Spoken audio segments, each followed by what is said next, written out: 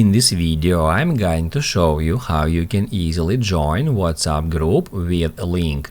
Be sure to watch the video to the very end so you don't make any mistakes, and of course do not forget to like this video and subscribe to my channel. Thanks guys. So let's get started, and if someone sent you a link to WhatsApp group, first off we need to find that link. Here I got a link to WhatsApp group, and then all we have to do in order to join to that group is just tap at that link. We will be taken to WhatsApp application, and then in that pop-up we need to tap at join group.